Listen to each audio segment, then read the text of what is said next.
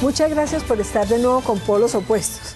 Bueno, en los últimos días hemos visto muchos debates, pero enconados sobre la reforma electoral que como consecuencia de las negociaciones de La Habana se viene discutiendo.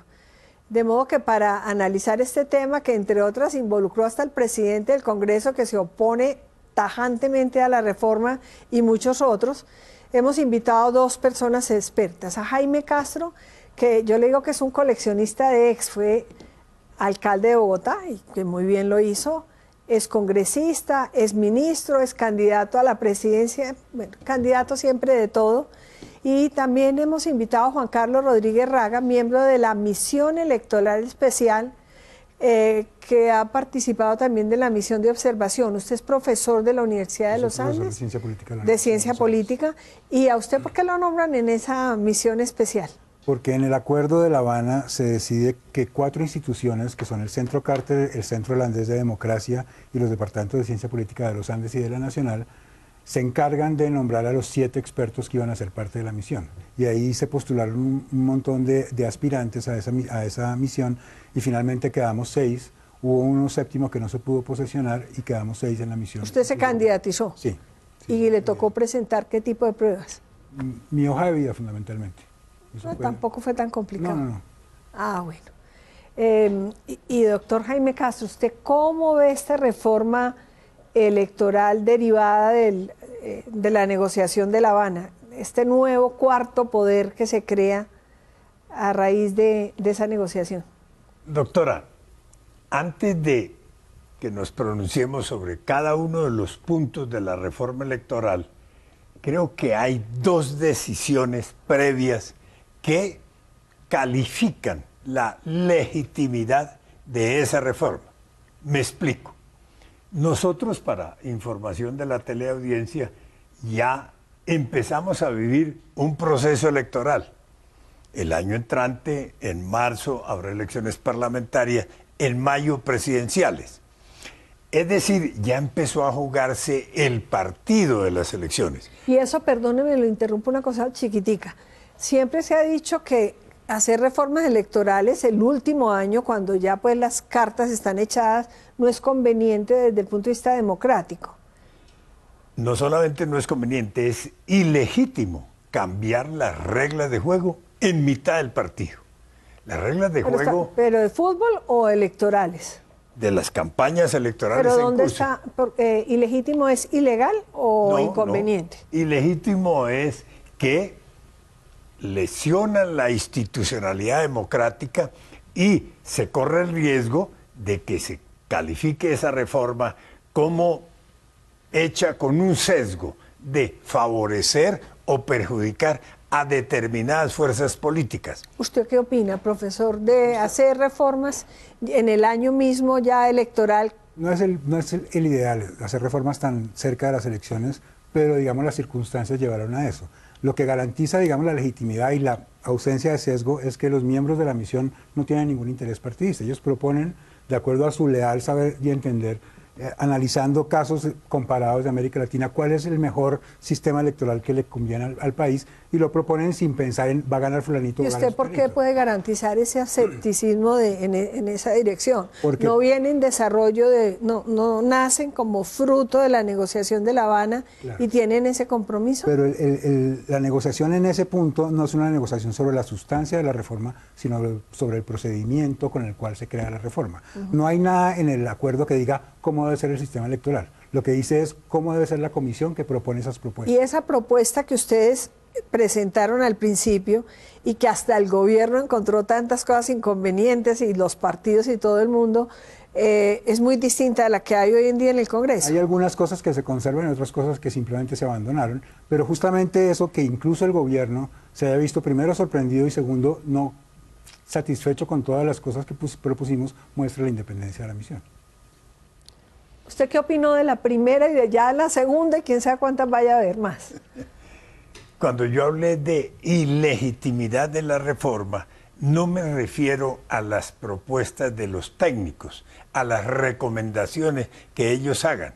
La ilegitimidad está en que el gobierno lleve la iniciativa al Congreso y el Congreso la apruebe, la reforme la reoriente. Es ahí donde está la ilegitimidad, en la capacidad decisoria, no simplemente recomendar unas u otras propuestas. Segundo punto, también que hace ilegítima la reforma en esta coyuntura, que no se tramite por el procedimiento ordinario para cambiar la Constitución o para despedir una ley, sino que se utilice un procedimiento excepcional, el llamado fast track.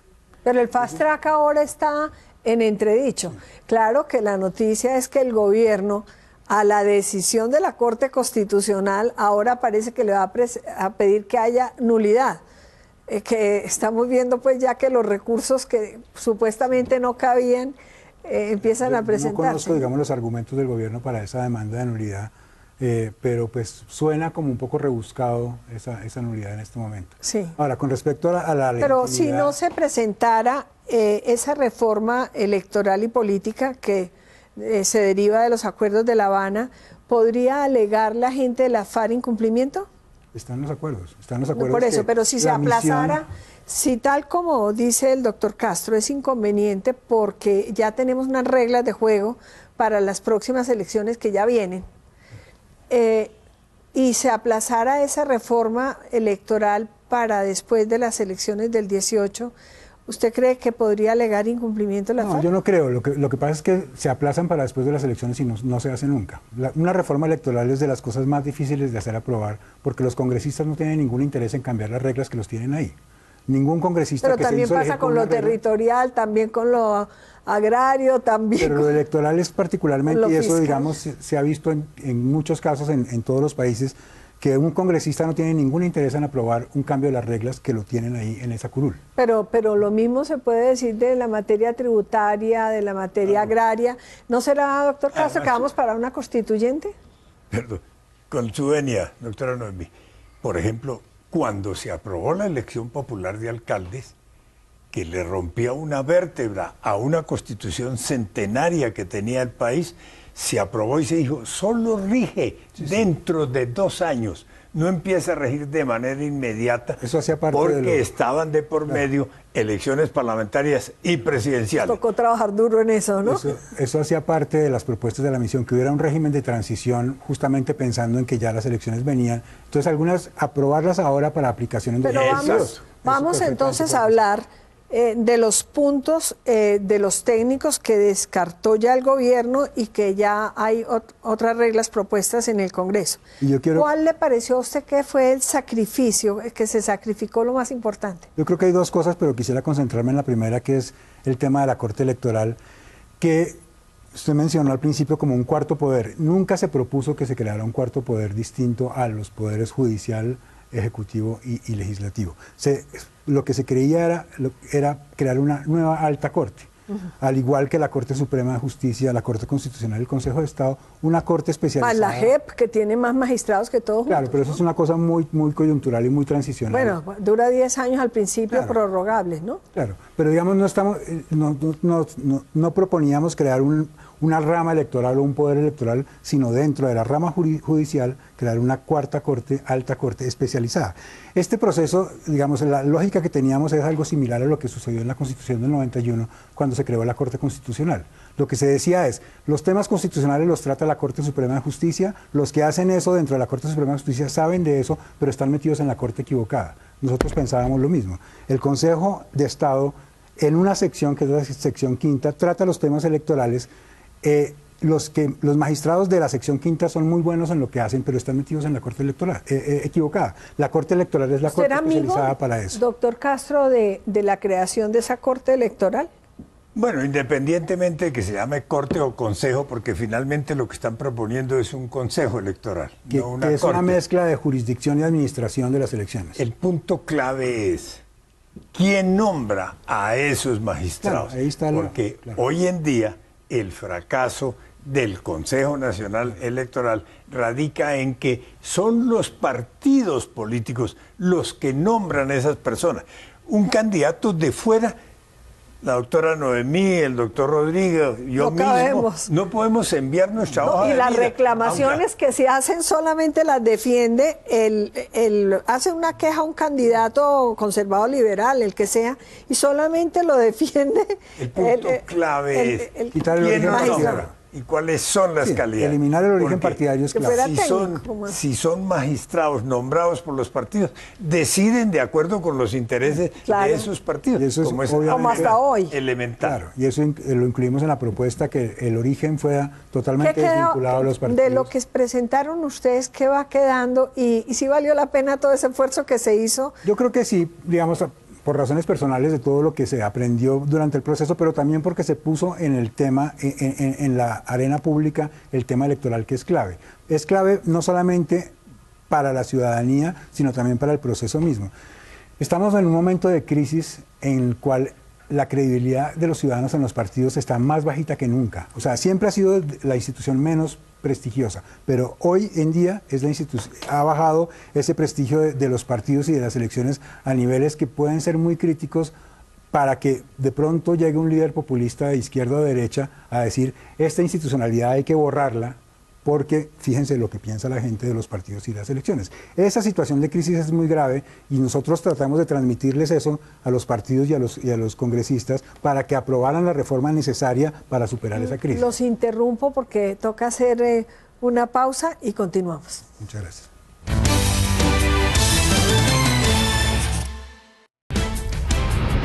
Una pregunta, bueno, qué delicia. Estaba terminando el profesor y quería yo preguntarle al doctor Castro, porque dejó sugerir al principio algo de que esta reforma podría propender a favorecer a algún grupo.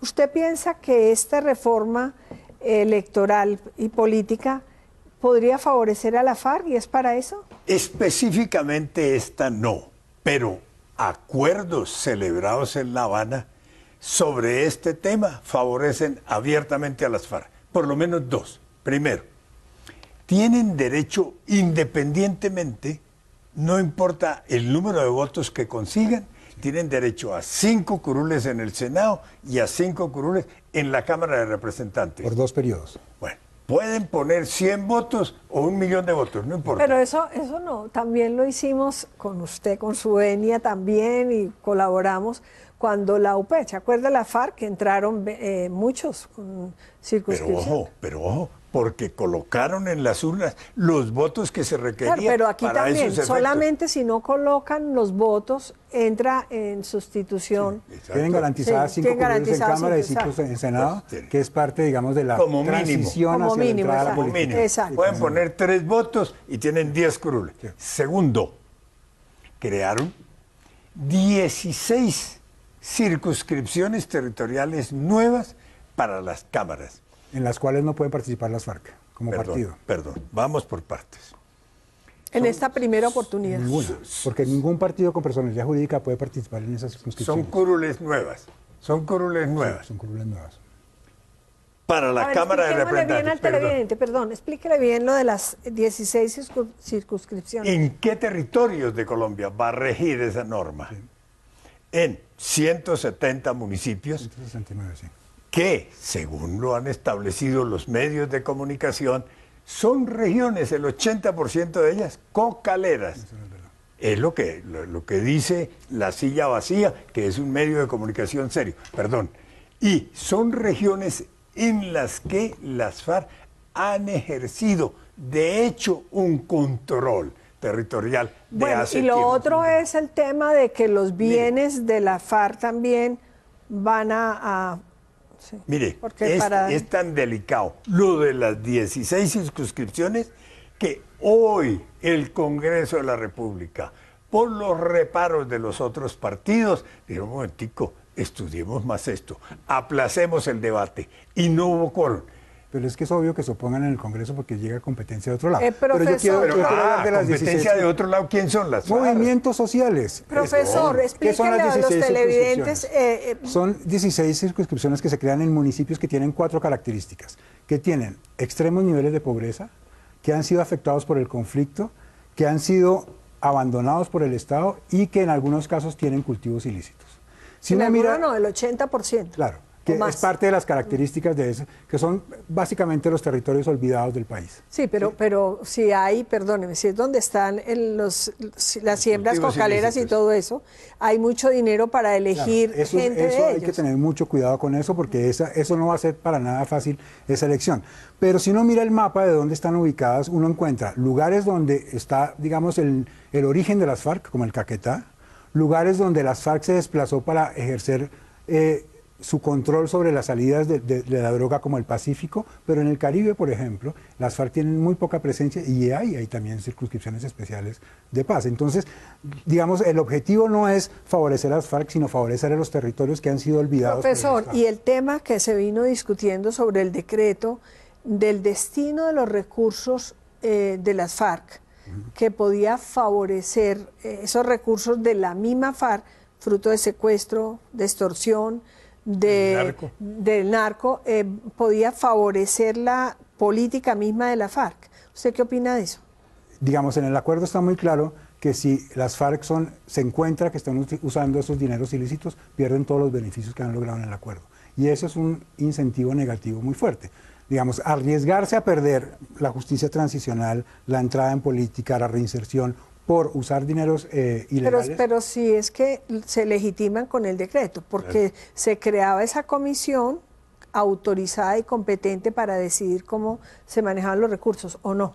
Doctor Rodríguez, el fiscal general de la Nación, alto dignatario del Estado, que no tiene compromisos en esta materia, dijo: este decreto legaliza un lavado de activos, porque dineros de origen ilícito, el secuestro, la extorsión, el narcotráfico, van a ser primero manejados con la participación de las FARC y luego destinados a actividades que benefician a las FARC, proyectos económicos y sociales para su reinserción, recursos para su centro de estudios políticos. Entonces, usted tiene 8 o 10 partidos que no cuentan con esos recursos para hacer campaña. Solo un partido, el de las FARC, va a tener esos recursos. Profesor, ¿y qué más le gusta de esa reforma cuando piden ustedes la ampliación, por ejemplo, de representantes a la Cámara? En la Cámara lo que buscábamos era tratar de que la Cámara fuera realmente el origen de la representación territorial, para superar el centralismo que existe a nivel nacional, ciertos departamentos que no tienen, digamos, el suficiente peso en el Congreso para hacerse valer, y de territorios dentro de cada uno de los departamentos que también han sido olvidados. O sea, contra el centralismo nacional y departamental, exacto, para que se vieran más representadas que las zonas... Las zonas, por ejemplo, de tener un representante del sur de Bolívar o del Urabá antioqueño, porque lo que vemos es que en ciertos departamentos, en la mayoría, los representantes tienen los votos en la capital. ¿Sí? Entonces, ahí sí puede participar la FARC, en ese... Como partido político. Como partido político, ahí sí puede... Cualquiera de los partidos puede participar. Y ahí no tienen una predominancia política. Pero muy eso fue abandonado por el gobierno. Esa propuesta, pero fue propuesta de ustedes. Claro. Y el gobierno la retiró. El gobierno la retiró en parte porque es un cambio demasiado drástico con una tradición de tener listas. La retiró para acoger, para hacer suya la propuesta de las FARC de las 16 circunscripciones. Pero es que no tiene nada que ver una cosa con la otra. La misión tiene que ver con el sistema electoral, las 16 circunscripciones se acordaron en otro lado. No, digo, eso ya se ha acordado. El gobierno no aceptó la recomendación de ustedes, que seguramente obedecía a razones válidas para escoger una propuesta de las FARC que tiene un interés electoral. El gobierno no tenía que elegir entre una cosa y otra. Una cosa ya estaba determinada en el acuerdo. Otra pausa y casi que concluir con la reforma que se propone.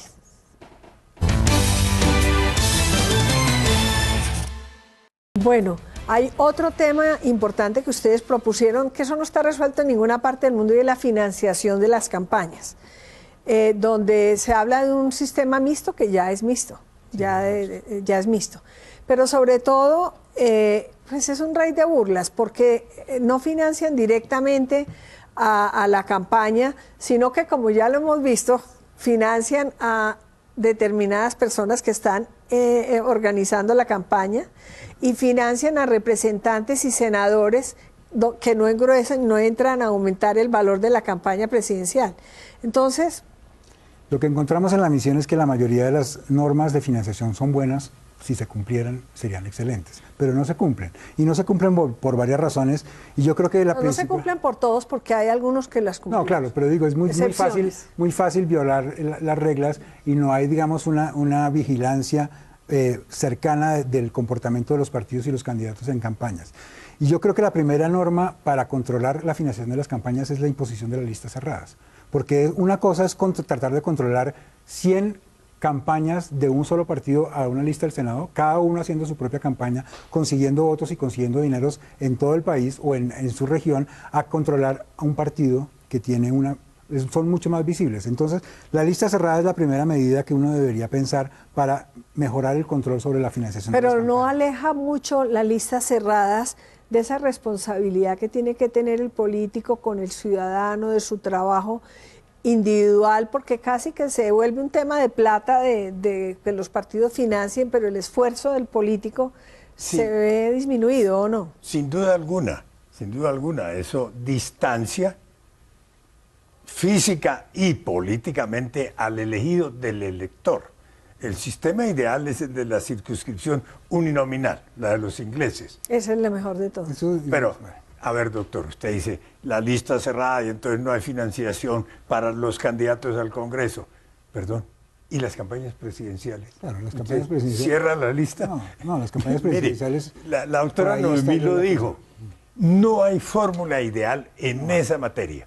En buena medida, la corrupción política parte de la financiación ilegal de las campañas políticas en todo el mundo. Y les hago la última pregunta porque nos acabó el tiempo. Es muy triste la decadencia de la democracia y también del capitalismo, porque es que lo que se ve en la democracia nuestra y de muchas partes del mundo es que es el dinero, el señor don dinero, el que determina casi en forma absoluta quién es el elegido. ¿Qué hacer porque es que esta reforma uno la mira hecha por ustedes, expertos técnicos, de buena voluntad, pero ¿cuál es la fórmula? Es decir, yo no veo que se presenten fórmulas para que realmente no sea el señor don dinero quien siga eligiendo los políticos, la clase dirigente de nuestro país y de tantas otras partes. No existen fórmulas mágicas, en ningún país existen fórmulas mágicas. Esas propuestas no solucionan el problema de la financiación ilegal de las campañas, pero yo no lo quiero dejar ir sin hacerle una pregunta. Oiga, me quitan puestos a mí. Usted que es especialista.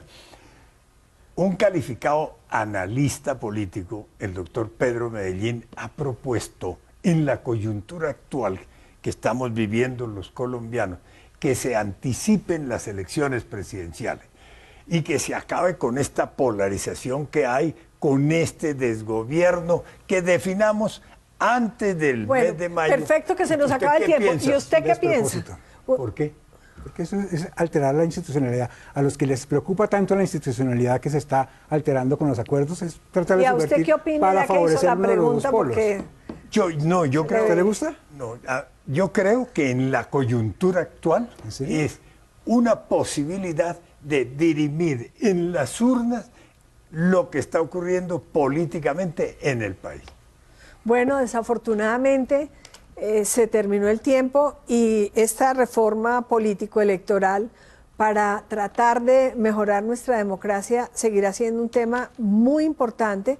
Les seguiremos pidiendo el favor de que nos acompañen. Muchas gracias. Ustedes, muchas gracias.